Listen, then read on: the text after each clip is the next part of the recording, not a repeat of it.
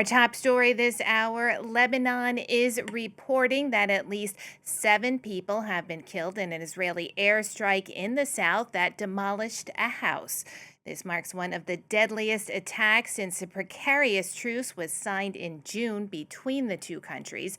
Under the terms, Israel has agreed to withdraw its forces from southern Lebanon in exchange for Hezbollah's disarmament. In reality, though, Israel has kept up attacks on targets it says are connected to the militant group.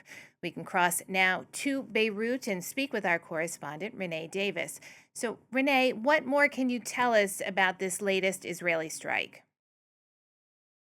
So what we know is at the very early hours of this morning, approximately 4:30 a.m., the Israeli army launched a strike on a building in the town of Ansar. So we know that there are at least 7 people killed. Rescue workers were able to pull 9 people from the rubble, seven of which were already dead. I was able to briefly speak to the mayor of Ansar, who assured me that this was a civilian area. Housing 2 displaced families that were previously displaced after their homes were destroyed by Israeli demolition campaigns in southern Lebanon. This, of course, created huge waves of panic in the village early this morning, with many families leaving, going north. That's what the mayor told me.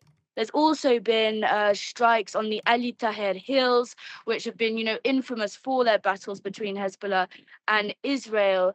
So we're seeing a very important escalation at the moment in southern Lebanon, despite this so-called truce and framework agreement put in place since the end of June. Now, Renee, we mentioned that there was this agreement that was signed back in June. What's the status of the talks? Well, so we did get word a couple days ago of a US official saying that the talks would resume between Israel and Lebanon in Rome in September. However, that was later debunked. So right now we have no idea when those talks are set to resume.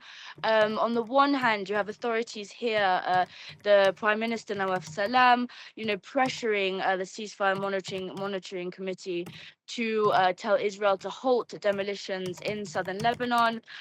Same goes for the parliament speaker, Nabi Berri, who is asking Israel to halt its demolitions and its occupation of South Lebanon. We had the leader of the Lebanese forces just yesterday, Samir Jaja, saying if only Hezbollah would agree to disarming, all these problems would go and Israel would leave. However, that is not a common belief, especially among people in southern Lebanon. Just yesterday as well, we had the chief of Hezbollah, Naim Qasem, speaking on Al Manar, the Hezbollah TV channel, saying that that the anger is mounting, and so it's just a lot of tensions between authorities, not only with words, but also as we can see on the ground. Renee, thank you so much for keeping us updated on with that latest information. That's Renée Davis there in Beirut.